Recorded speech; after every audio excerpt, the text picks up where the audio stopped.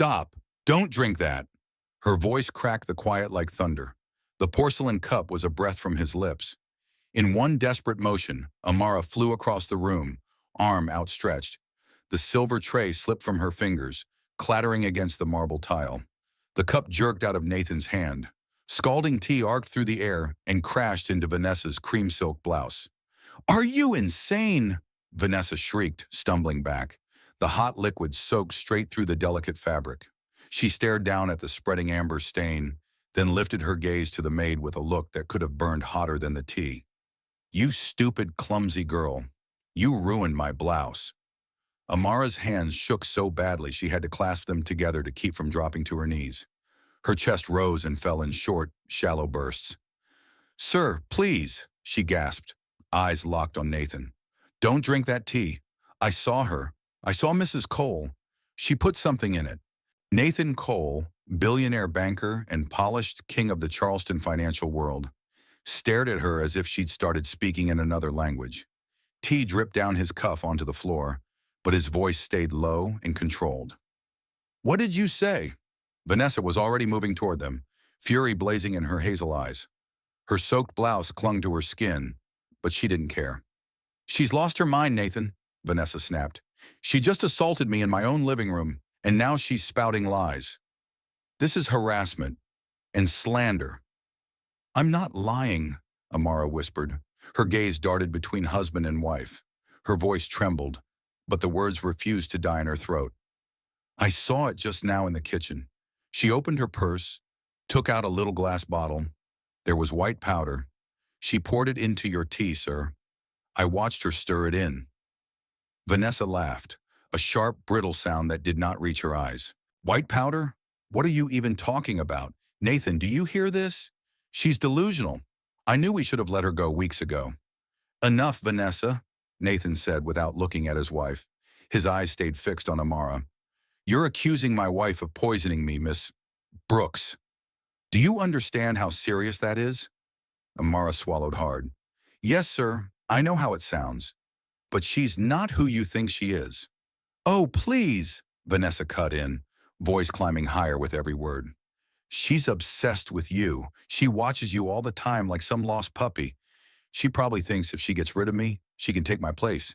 You should see how she stares at you when you're not looking." "That's not true," Amara cried, the words bursting out of her. "I never—" "You ungrateful rat," Vanessa snapped.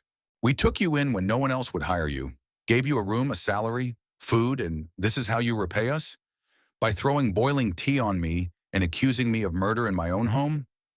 Nathan's jaw tightened. He took a slow step back, as if he needed the distance to think. "Amara," he said quietly, "I'm going to ask you this once. What exactly did you see?" Her throat felt like sandpaper. "I was at the top of the stairs, sir," she said, voice shaking. "I saw Mrs. Cole standing at the counter. She opened her purse, took out a small glass vial, poured white powder into your cup, then stirred it. Then she looked around like she wanted to make sure no one saw." Vanessa sucked in a breath and slapped a hand dramatically over her chest. "You see," she cried, "she's spinning some crazy story because she knows she's about to be fired for what she just did. Look at me, Nathan. I'm soaked. She threw boiling tea at me." "I was trying to stop him from drinking poison," Amara pleaded. "I swear I wasn't trying to hurt you. I just had to get the cup away in time."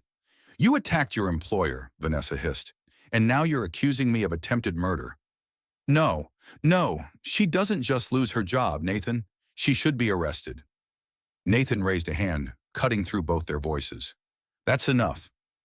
Silence fell, heavy and humming. He turned back to Amara. "Do you have proof?" he asked. Amara opened her mouth, then closed it. Her fingers twisted in the hem of her apron. "No, sir," she admitted. "Not on me. I didn't get the bottle. But if you check her purse, I'm sure it's still there." Vanessa scoffed, incredulous. "Incredible. She wants you to dig through my personal things now. Nathan, this is disgusting. I will not stay in this house one more second with this girl under our roof." Nathan hesitated, brown eyes flicking between the two women. His wife, furious and humiliated, dripping tea and wearing outrage like perfume.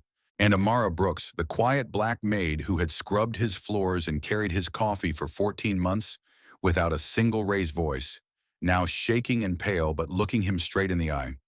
"Amara," he said at last, voice low, "I don't know what just came over you, but what you did crossed a line." She took one desperate step forward. "Please, sir, don't send me away yet.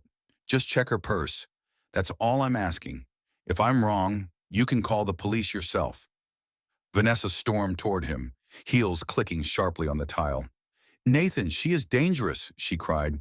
"She put her hands on me. She's accusing me of poisoning my own husband. This is insane."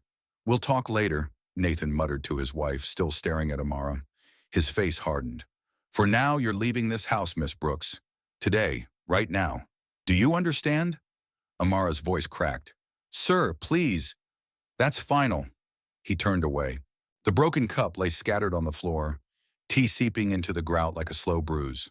Amara stood frozen for a heartbeat, then another. Her eyes filled, but she didn't beg again.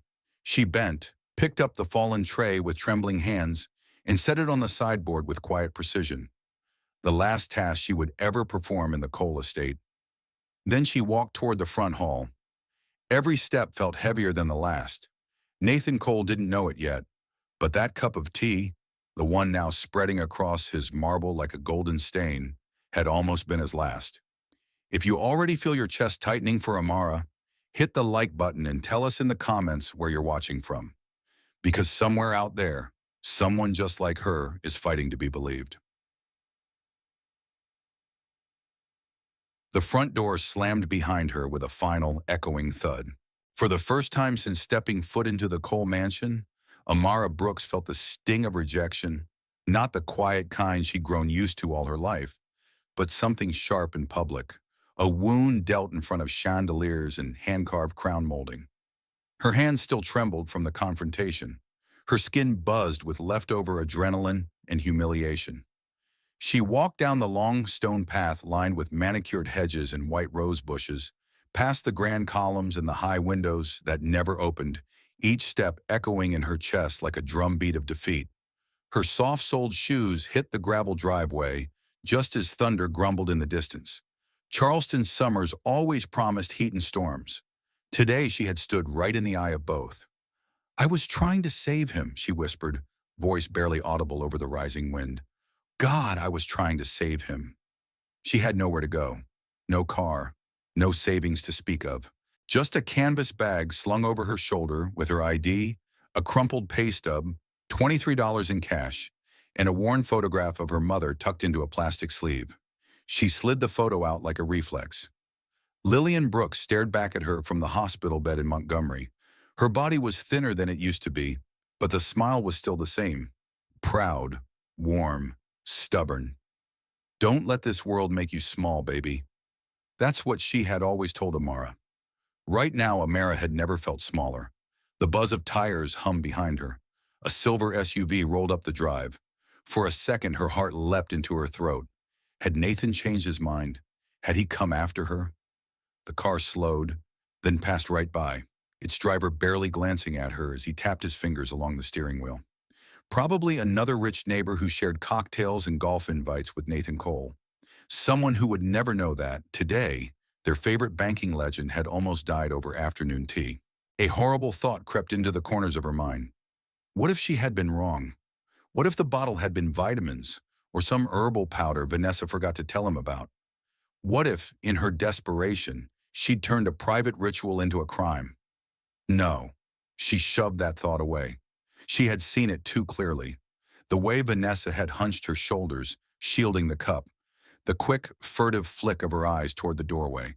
The way that white dust slid into the tea and disappeared with a practiced stir. That wasn't sweetness. That was calculation. At the end of the drive, the wrought iron gate loomed like a sentence. Amara pressed the call button. No answer. Of course. She pressed again. The gate stayed stubbornly shut. "Figures," she muttered, wiping at the corner of her eye with the back of her wrist.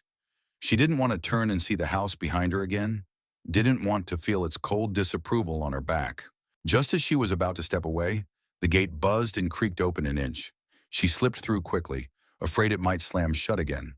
For the first time in weeks, she was on the outside of those pristine gates, not walking in to serve, but pushed out and dismissed. The street beyond was quiet. The Cole estate sat in old money Charleston, just south of Broad, where the houses were old enough to have names and strangers drew suspicion. Amara stood on the cracked sidewalk, suddenly unsure which way to go. Her phone was nearly dead. Her wallet was nearly empty. And Charleston felt very large when you were walking it alone. She chose left. Each step felt like it carried another memory out of the driveway with her. The mornings she rose before dawn to make Nathan's coffee and Vanessa's egg white omelet. The afternoons she polished the same mahogany banister until she could see her own face in the wood. The nights she scrubbed marble while laughter drifted from the drawing room. She had poured everything she had into that house. Now to them, she would be nothing but the maid who had dared to lay a hand on the lady of the house. She reached the corner when a rough voice called out behind her. "Amara!" She spun around, heart jumping. Mr. Harris, the groundskeeper, limped toward her from the side gate. 70 if he was a day, wiry, dark-skinned, with a grizzled beard and deep lines etched into his forehead. He wore his usual faded denim shirt and dusty cap. "I heard hollering," he said as he approached. "You all right, girl?" Amara nodded, then shook her head. Her throat closed around the words. "I had to stop him, Mr. Harris," she choked out. "I swear she was going to kill him. I saw her put something in his tea." He squinted at her, lines around his eyes deepening. "You sure about what you saw?" he asked quietly. "I'd stake my life on it," she said. "I just might have." He studied her face for a long moment. The wind rustled the magnolia leaves overhead. "And now they threw you out," he said finally. She nodded, lips pressed tight. "I told the truth. That's all I did." "The truth doesn't always keep you safe, child," he murmured. "Half the time it's the very thing that gets you hurt." Her shoulders sagged. "So what was I supposed to do? Let him drink it? Let him die?" "No," Harris said, soft but firm. "You did right, even when right costs you. Whether they believe you or not, that's on them, not you." Tears burned hot behind her eyes. "What if he never finds out?" she whispered. "What if he just thinks I lost my mind and that's all I ever am to him?" Harris sighed, reached into his back pocket, and pulled out a battered flip phone. He punched a number in, scribbled it on a scrap of paper, and held it out. "You got somewhere to sleep tonight?" She shook her head. "Then call this. Miss Bernice runs a boarding house over near East Bay. Tell her Leroy sent you. She'll give you a bed cheap and a plate of something that'll stick to your ribs." She took the paper like it was a lifeline. "Thank you," she whispered. "I don't know how I'll—" He cut her off with a small wave. "That house up there has more secrets than windows," he said, jerking his chin toward the mansion. "And trust me, it's got a lot of windows." For the first time since the teacup shattered, Amara let out a shaky, almost laugh. "I believe that. Be careful out here," Harris added, turning back toward the estate. "You got a good heart. Don't let people like them steal it from you." Amara watched him limp back through the service gate until it swung shut behind him. She looked down at the scrap of paper in her hand, then up at the sky, heavy with storm clouds. She wasn't done. She didn't know how, but she was going to make sure Nathan Cole stayed alive long enough to see the truth. And maybe, just maybe, one day understand what she had risked for him. Hours later and miles away, Nathan Cole lay in bed, staring at the ceiling, sleep nowhere in sight. Lightning flickered behind the curtains, throwing brief white stripes across the master bedroom. Beside him, Vanessa slept utterly still, her breathing slow and even, as if nothing in her pristine world had been disturbed. The faint tea stain still marked her cream silk nightgown. He couldn't stop replaying the afternoon in his mind. The cup midair. The crash. Amara's eyes wide with raw terror. The way she had said, "I saw her. I saw Mrs. Cole pour it in." Nathan had seen fear before.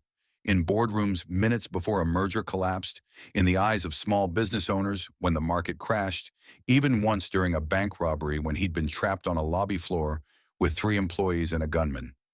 But he had never seen fear like he'd seen in Amara Brooks's eyes. It hadn't been fear for herself. It had been fear for him. "Can't sleep?" Vanessa murmured without opening her eyes. "No." "You should," she said. "You've had a long day." He didn't answer, because the thing looping through his head wasn't the fight. It was the question Amara had left hanging in the air. "Check her purse. That's all I ask." He hadn't done it. Not because he trusted Vanessa without question, but because checking would mean he considered that possibility real, that his wife might have tried to kill him in his own living room. It was easier to send the maid away than to open a purse. He slipped out of bed quietly and padded down the hall to his office. The storm outside rumbled, shaking the old windows in their frames. He sat at his desk and opened the house security app on his phone. He scrubbed backward through the kitchen feed. There was Vanessa at the counter, the kettle, the cups. But the angle was useless. Her purse sat just out of frame, her hands never clearly visible. A long list of convenient angles flashed through his mind.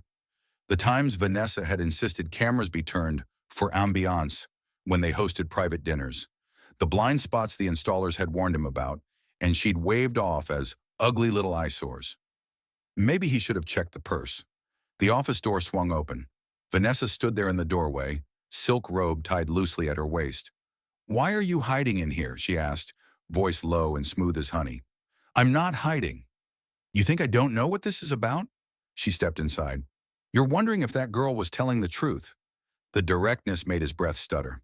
"I'm wondering why she'd accuse you of something that could destroy her life," he said. "Why she'd throw scalding tea all over you if she didn't believe it." "Because she's unstable," Vanessa said sharply. "Because she wanted your attention. Women like her know how to cry when it counts. Nathan, you cannot seriously be giving this nonsense room in your head." He stared at her. 10 years of marriage. 10 years of charity galas, glossy magazine covers, gentle smiles. For the first time, there was something ugly under the surface that he couldn't unsee. "She looked terrified," he said quietly. "Not of you, of what she thought I was about to drink." Vanessa's eyes flashed, then softened like she'd flipped a switch.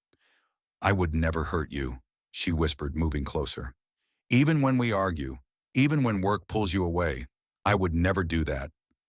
I love you, Nathan." He wanted to believe her.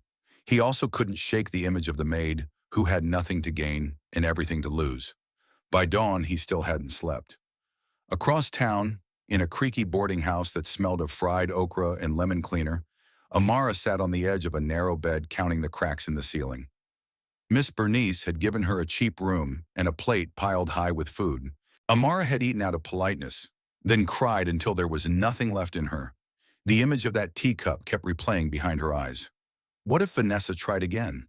What if next time she waited until the maid wasn't watching? What if Nathan died and the last thing he remembered about her was the day he kicked her out? The thought made something cold and hard settle in her chest. She couldn't go back to Alabama.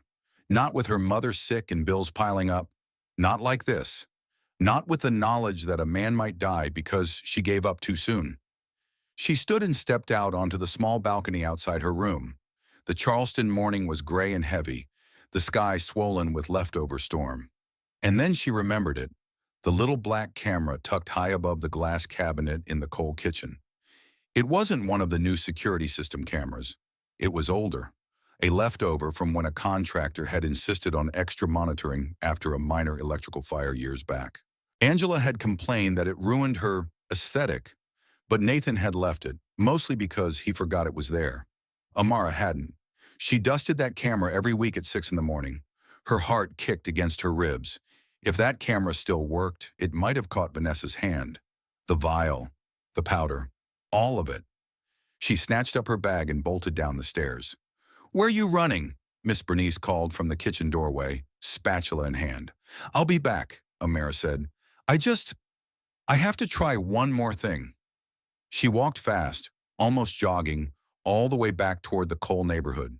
No bus fare, no time, just the wild hope that an old forgotten lens had seen what no one else wanted to see. She stopped across the street from the estate, staying well away from the gates. A security guard in Navy uniform stood near the keypad, chatting into his walkie-talkie. She didn't need to go inside. If the installer had been as proud as she remembered, the camera backed up to the cloud. She pulled out her cheap, cracked phone. The battery icon blinked red at 6%. "Please," she whispered, thumbing it on. The browser creaked open like an old door. She typed with shaking fingers. Cole kitchen monitor login. The site loaded slowly. Old fonts, ugly logo. But it was there. Under the camera, on one of her dusting days, she'd seen a small sticker with blurred writing. She had excellent memory for numbers and names. Username, Cole Kitchen Cam password.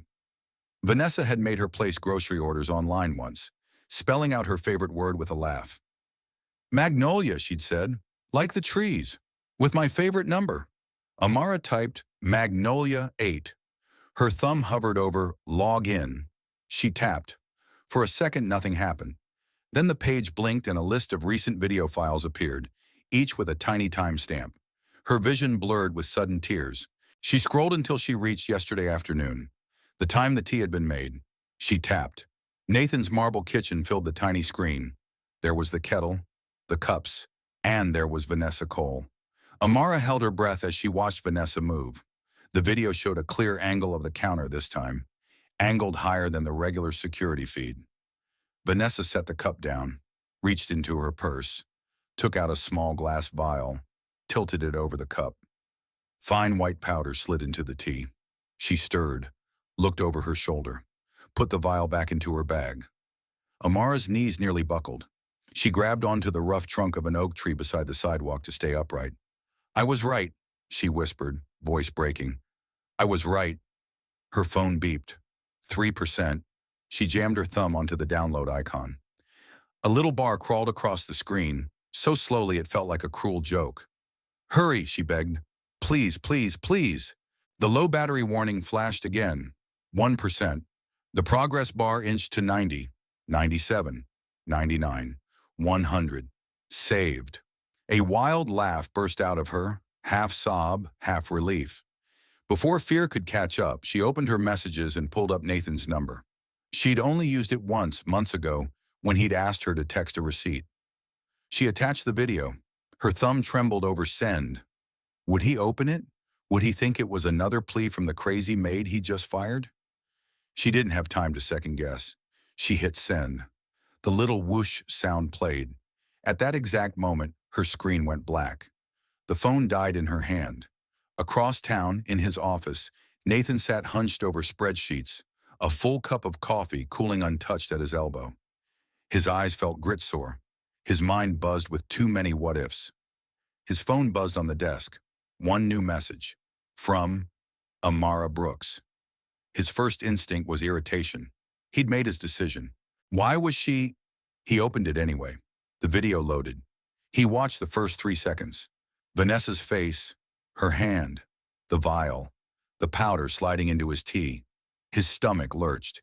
He watched it again and again. By the 4th replay, his hands shook. Dear God, he whispered. The office door opened.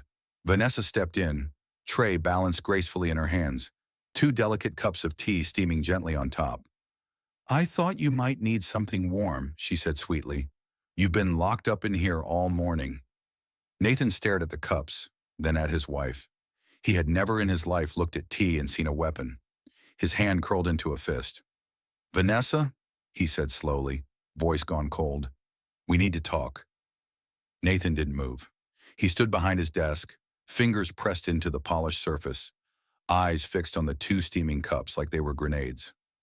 Vanessa crossed the room with practiced grace, heels whispering on the rug. She set the tray down on the edge of the desk, her expression soft and wife-like and utterly unreadable. Chamomile, she said. The way you like it. Honey, not sugar. I thought it might help you relax after that episode. Relax.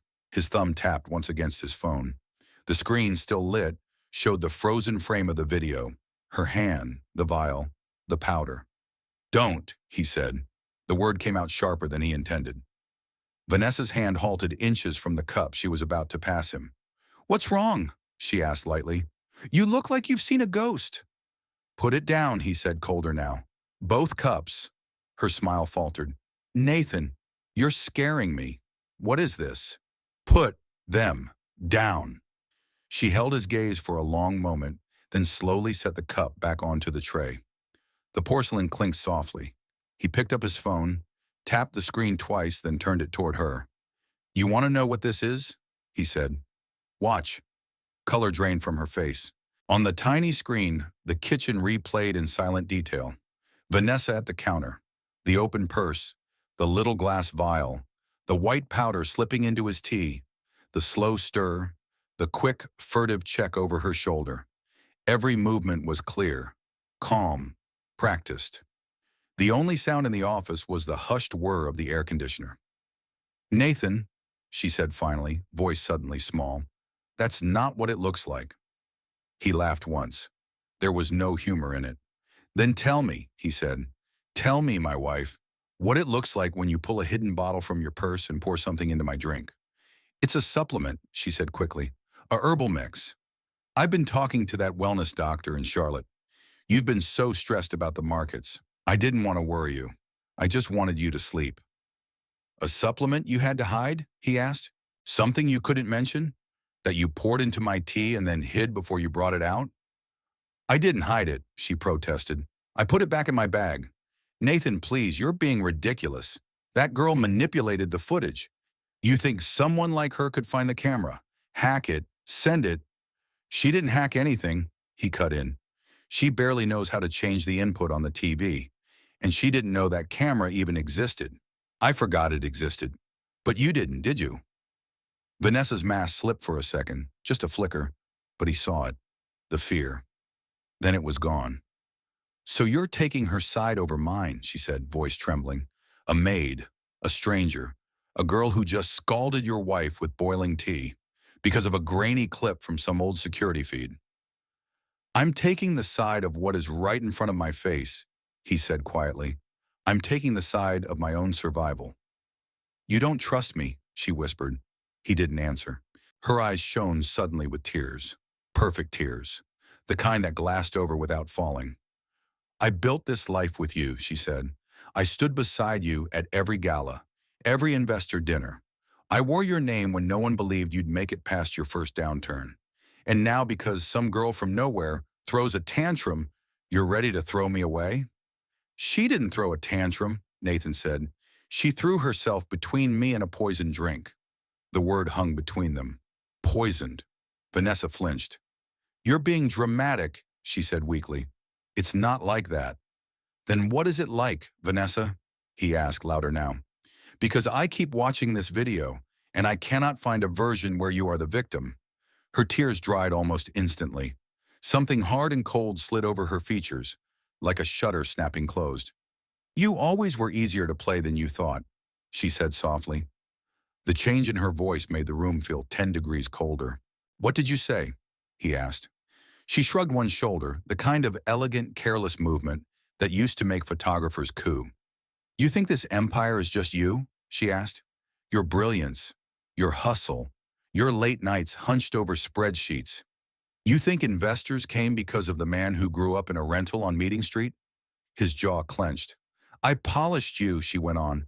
I made you palatable. I knew which tie got which donor to return your calls, which story to tell at which dinner. I knew who to flirt with and who to flatter. I made you a brand, Nathan, and you drank every bit of it. Why? He asked, voice hoarse. Why would you try to kill me? She laughed, bitter and low. Kill you? Please, don't give yourself that much importance. I just needed you quieter, slower, tired enough not to question a few missing dollars, a signature here, a transfer there. He stared at her. The floor felt unsteady. All that work because you wanted, what? A bigger shopping budget? He said. Another house? You really have no imagination, she said. You think small. I wasn't stealing from you. I was building my own exit, my own safety net. You go down, they blame you, not me. They never blame the wife, Nathan. They pity her. They write profiles about her resilience. Disgust surged in his chest. You're sick, he whispered. No, she said. I'm practical. I married a man with a gift for making money in a blind spot the size of the harbor. I used both. He opened his mouth, but no words came. She saw it, smelled his hurt like blood in the water. You should have stayed stupid, she said. You were easier to love that way. He straightened slowly. I want you out, he said. She blinked. What? I want you out of this house. Out of my accounts. Out of my life. Today.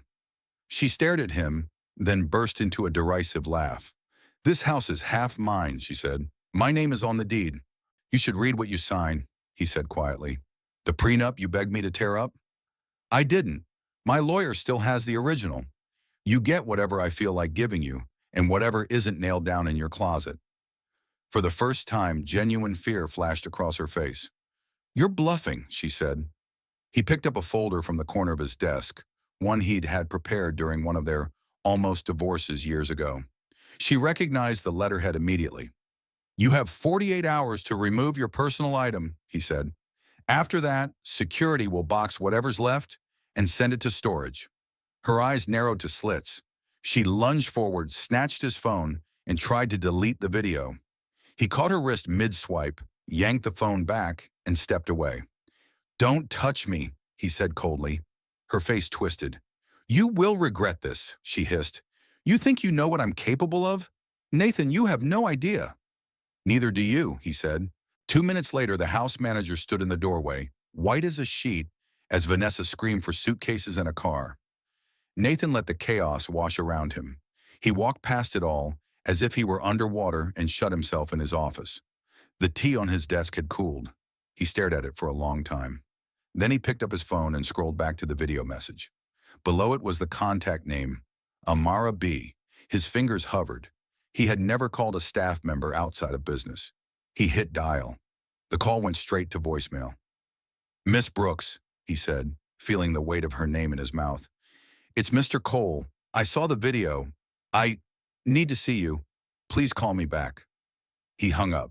For the first time in 20 years of running numbers, he had no idea what the outcome would be. Across town, Amara sat on the edge of the narrow bed, her dead phone in her palm. She didn't know he'd called. She didn't know that. For the first time, Nathan Cole's world was cracking open. But she felt something shift, a pressure in the air, a sense that the cup she'd knocked from his hand hadn't been the end of her story. It was the beginning of a war she hadn't asked for, with a woman who had just lost everything she thought she controlled, and a man who had to decide what kind of life he was willing to protect. Miss Bernice's boarding house smelled like fried chicken and pine cleaner. By the time evening settled in, the small hallway fan rattled overhead, and the distant sound of a TV drifted from one of the other rooms. Amara sat at the little desk by the window, the dead phone lying between her hands like a stone. You keep staring at that thing like it's going to apologize, Bernice said from the doorway, arms folded over her flour-dusted apron. I'm waiting for it to resurrect, Amara replied tiredly, like Lazarus. Lazarus had Jesus, Bernice said. Your phone's got a prepaid plan and a cracked screen. Lower your expectations. Despite everything, a tiny smile tugged at Amara's lips. Bernice's eyes softened. You can stay here as long as you need, she said. But I know that look. Your mind is in some rich man's kitchen, not in this room. He's in danger, Amara said quietly, whether he believes it or not. Doesn't sound like he believed you enough to keep you, Bernice pointed out. No, Amara said, but he saw something today. He looked shaken. Powerful men don't like feeling stupid, Bernice said. If he figures out what she did, he's either going to come looking for you or decide it's safer to pretend he never knew. Which one do you think he'll choose? Amara asked. Bernice shrugged. Depends on whether he cares more about living or saving face. Somewhere across town, Nathan sat alone in his darkened office, replaying the video again and again. He had thrown Vanessa out. He'd called his lawyer. He'd had the security team pull every angle of footage they could. And still, he couldn't quite fathom it. The woman who'd shared his bed for a decade had calmly spiked his drink and planned to smile at him while he swallowed. His phone lay on the desk, Amara's voicemail screen staring back. He should have believed her sooner. He should have checked the purse. He should have done 100 things differently. Self-recrimination wasn't his style. He preferred numbers and action plans. But tonight, all he could feel was a deep, ugly shame. His phone buzzed. Unknown number. Cole, he said. Mr. Cole? A gruff male voice. This is Detective Orrin with Charleston PD. We received a call from your neighbors about some disturbance at your property this afternoon. A woman left in a hurry shouting, Everything all right over there? Nathan almost laughed.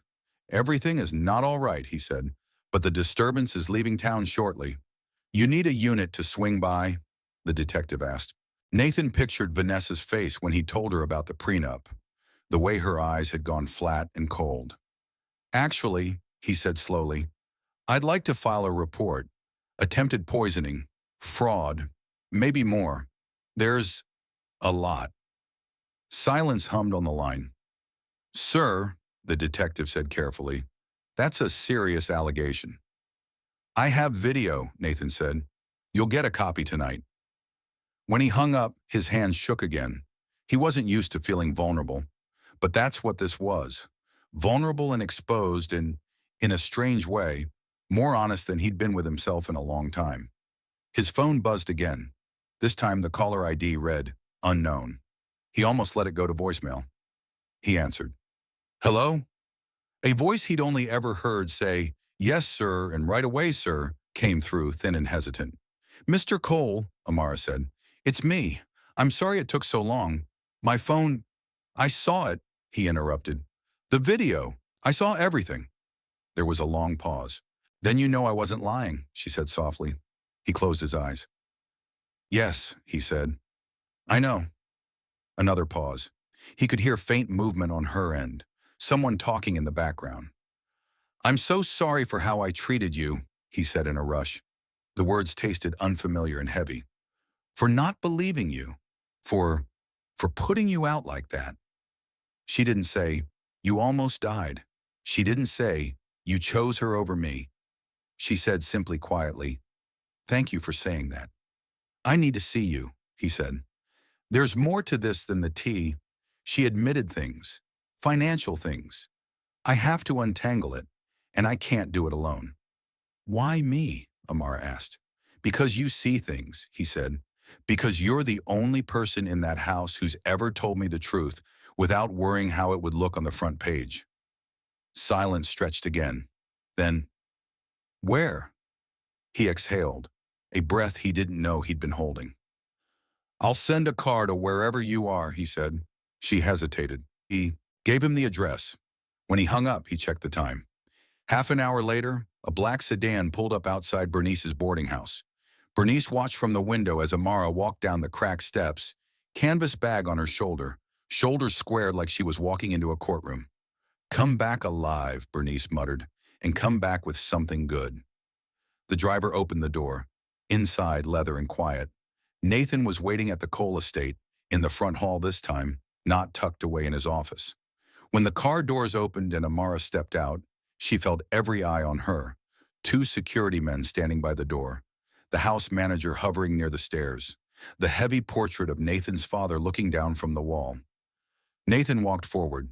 He looked different, less polished. His tie was gone. His sleeves rolled to his forearms. His eyes were tired, but sharper than she'd ever seen them. Miss Brooks, he said. Sir, she replied. Thank you for coming, he said quietly. She nodded, unsure what to do with her hands. You said you needed help. I do, he said, but first I needed to say it to your face. I was wrong. I should have trusted you in that moment. I won't make that mistake again. Something in her chest loosening startled her. All right, she said. Then tell me what she did. They sat in his office with the door closed. Papers were already spread across the desk, accounts and statements and screenshots. Amara listened as he told her about Vanessa's confession disguised as contempt, about the supplements, about the missing funds he'd only just started to glimpse. She wanted me sluggish, he said, slow enough not to see what she was siphoning off the books. She was always careful with your drinks, Amara said. Wouldn't let anyone else carry them sometimes. I thought she was trying to be a good wife. I guess she just didn't want hands in the way of what she was pouring. He winced. What else did you see? He asked. She thought back. The driver you fired last fall, she said. Ramon. She said he was stealing gas cards. He wasn't. Nathan frowned. He admitted, because she cornered him, Amara said. I heard them in the garage late one night. She told him she knew about his brother's record. Said if he talked about the meeting he drove her to at the botanical garden, she'd make sure his parole officer heard about it. He was gone the next morning. Nathan leaned back, the color draining from his face. I thought, he swallowed. I thought he just took the severance and left. Didn't think twice. She counted on that, Amara said. They went through a list. Former house staff, quiet resignations, a caterer who refused to work events here anymore after Vanessa lost payment and blamed her, a junior accountant at the Cole Foundation who suddenly took a job out of state after questioning a missing check. She built a whole web, Amara murmured. Not just one bottle of poison. This is who she is. Nathan's phone buzzed. A text from an unknown number. You'll burn before I do. His jaw clenched. She's not done, he said. She won't be until she has nothing left to swing with, Amara replied. Right now she still has your reputation. You're bored. And you, he added quietly. You're the only one who can ruin her version of this. She met his eyes. Then we'd better make sure she doesn't get the chance. The first headline hit within 48 hours. Billionaire banker's wife under investigation for charity fraud. No one mentioned poison yet. No one dared. The story was framed as financial irregularities and possible mismanagement of funds at the Cole Initiative Foundation.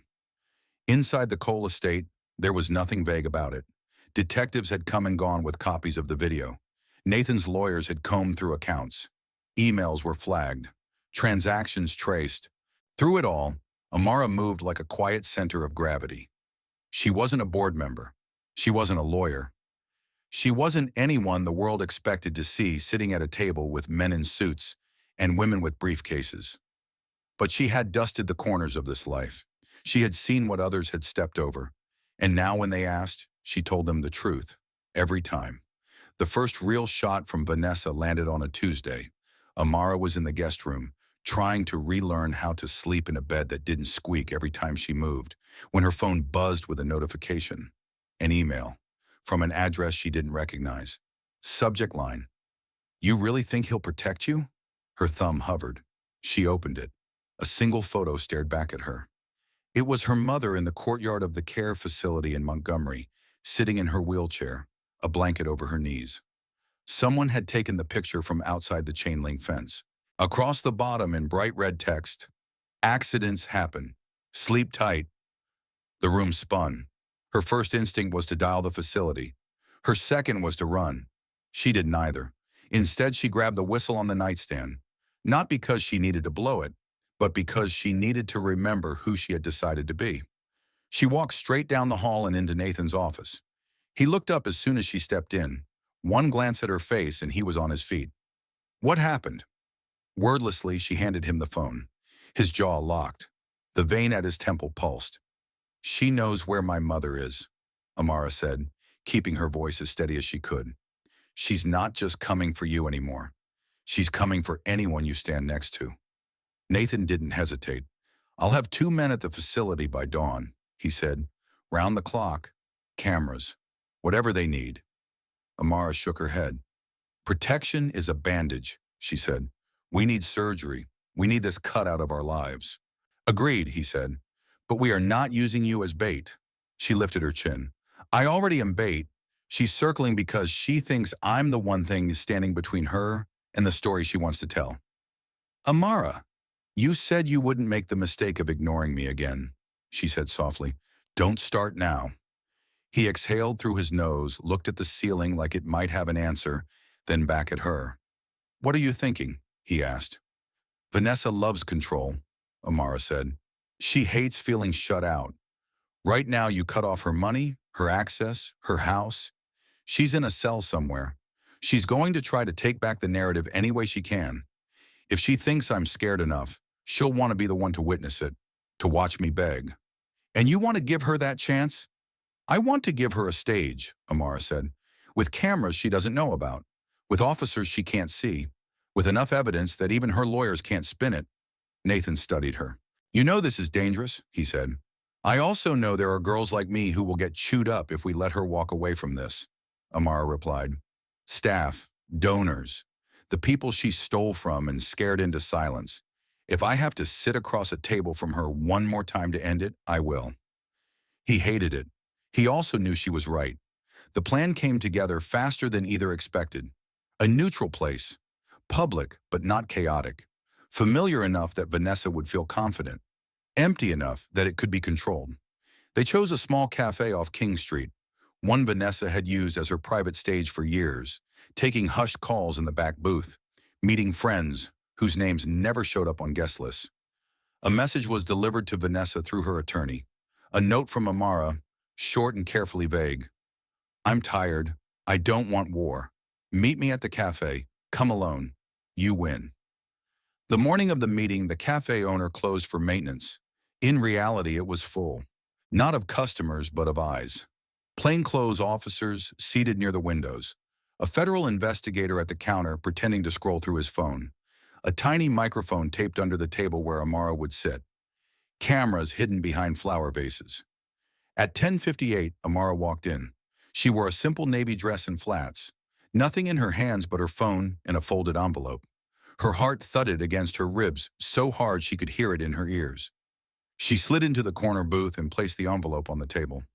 2 minutes later, Vanessa walked in. The orange jumpsuit was gone. In its place, a crisp white blouse, tailored black trousers, sunglasses large enough to swallow half her face. Her hair was perfect. Her lipstick sharp. Freedom, at least temporary, looked good on her. She took off her glasses, scanned the room, and smirked as she slid into the seat across from Amara. No police today, she asked casually. Maybe they're hiding under the tables, Amara said. Vanessa's lips curved. There she is, she said. The maid with a mouth. I'm not your maid anymore, Amara said. No, Vanessa replied. You're his pet project. They stared at each other. I'm here for my mother, Amara said. Not for him. Not for you. Vanessa tilted her head. I didn't touch your mother, she said. I just reminded you how fragile your life is. People like you forget. She glanced at the envelope. What's that? She asked. Proof, Amara said. Emails, bank trails, statements you signed. Enough to bury you. Vanessa didn't look impressed. You think you're the first person to wave paperwork at me? She said. Lawyers have been doing it for days. They can't prove intent. They can't prove harm. All they have is a bitter husband and a girl with a hero complex. You also have a video of yourself poisoning his tea, Amara said. A video from a camera no one even remembers installing, Vanessa snapped. A camera that suddenly appears with perfect timing? You think a jury won't see how convenient that is? Amara leaned forward. You came, she said. That's what matters. You came because you think I'm your weak point, because you think you can shake me into saying something you can use. Vanessa's eyes flashed. You're already useful, she said. Every time you talk, you make this about you, a little maid versus the big bad wife. Do you know how easily my publicist can spin that? No one will see a villain when they look at me, Amara. They'll see a woman who dragged herself out of a bad marriage. They'll see a black maid trying to cash in on a scandal. And they'll see the donation records, Amara said calmly. The fake charities, the threats, the burner phones, the photo of my mother. A muscle in Vanessa's jaw twitched. Here's what I want, Amara said. You sign a statement admitting you falsified the donor lists and created those shell foundations. You state clearly that Nathan didn't know, that I didn't know, that you misused your access. Then you leave my mother and everyone else out of your games. Vanessa laughed, a sharp, humorless sound. You think you can negotiate with me? She said. You are nothing. You will always be nothing. You clean up other people's messes for a living. I used to, Amara said. Now I expose them. She tapped the underside of the table lightly. Vanessa's eyes narrowed. You wired this place, she said. Of course she did, a voice said behind her. Vanessa froze. 2 officers appeared at the end of the booth, badges glinting. Mrs. Cole, one said, we're placing you under arrest for witness intimidation, obstruction, and violation of your no-contact order. You can't do this, Vanessa hissed. You have no authority here. My lawyer is waiting at the station, the officer said. You can discuss it with him there. As they read her rights, Vanessa turned her head slowly to glare at Amara. This won't stick, she said. People like him always land on their feet. People like you don't. Amara met her gaze steadily. I'm not asking to land on my feet, she said. I'm asking you to stop kicking other people off the ledge. They led Vanessa out. Her sunglasses fell from her hand and clattered to the floor. No one picked them up. When the cafe door shut, the room seemed to exhale. Amara's hands shook under the table. Detective Oren slid into the booth. "You did good," he said simply. "I didn't do it for you," she said. "Or for Nathan. I did it for every person she scared into silence." He nodded. "Sometimes," he said, "those are the same thing." Later that afternoon, the story broke for real. Not just financial irregularities. Not just trouble in paradise. Words like felony and federal investigation crawled across news tickers. Screenshots of court documents leaked. Vanessa's mugshot replaced her gala photos. At the Cole Initiative Foundation, staff huddled in corners watching the news on their phones. Donors called. Reporters emailed. Rumors flew. Nathan chose not to hide. He stood in the main hall with microphones in his face and cameras in his eyes and told the truth. "We failed to catch misconduct," he said. "We trusted the wrong person. I trusted the wrong person. But when someone inside this house saw what was happening, she did something I wasn't brave enough to do." He looked over at Amara, who stood off to the side, trying to disappear into the wall. "She spoke up," he finished. "And because she did, we have a chance to rebuild." The next week, the board convened in a meeting that felt more like a reckoning than a discussion. Gray suits, tense faces. Some were angry at Vanessa, some at Nathan, some at the mess that threatened their reputations. But when Amara, stood to speak, the room quieted. "I'm not here because I want a title," she said. "I'm here because I spent 14 months watching how easy it was for one person to twist a good thing into something rotten. If this foundation is going to mean anything, we have to do more than write checks. We have to hold ourselves accountable." She laid out a plan: external audits, whistleblower protections, transparency with donor reports. One board member scoffed. "You expect us to hand the keys of this place to a former maid?"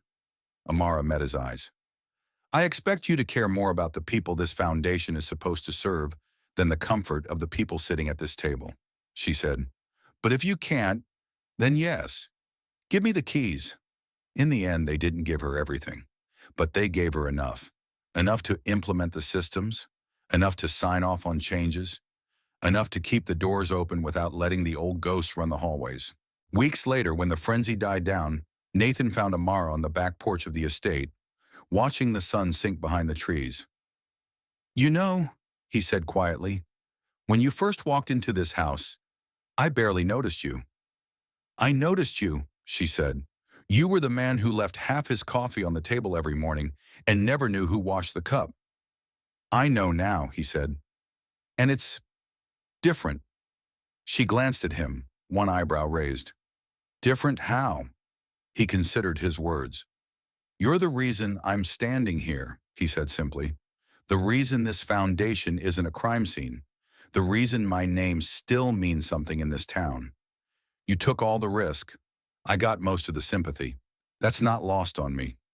"I didn't do it for your name," she said.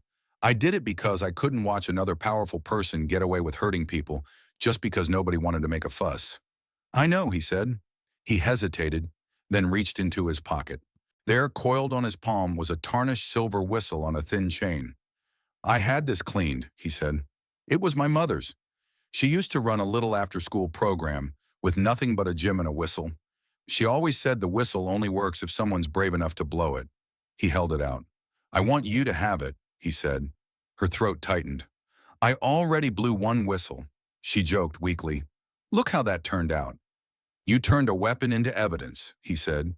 "You turned fear into change. That's what this stands for now. Not her. You."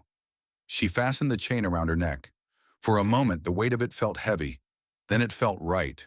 They stood side by side, watching the sky deepen. "I keep thinking it'll all fall apart again," she said quietly. "That somebody will decide a girl like me doesn't belong here and pull the rug out." "It might," he said. "The world's good at that. But if it does, it won't be without a fight this time. Not while I'm in it." "You're not the man who let her pour things into your cup anymore," Amara said. "And you're not just the woman who serves drinks anymore," he replied. She smiled, small but real. Whatever happens next, she said, touching the whistle, I won't be quiet when it counts. Good, he said, because the world doesn't change for people who stay quiet. Sometimes justice doesn't arrive with sirens or grand speeches. Sometimes it begins in a kitchen with a trembling voice and a cup knocked from a man's hand. Sometimes it's a black maid in a white mansion, choosing to shout, don't drink it, even when she knows she might be the one thrown out. Amara Brooks didn't set out to save a billionaire. She set out to tell the truth. In a world that protects polished lies, that was the most dangerous thing she could have done, and the most powerful.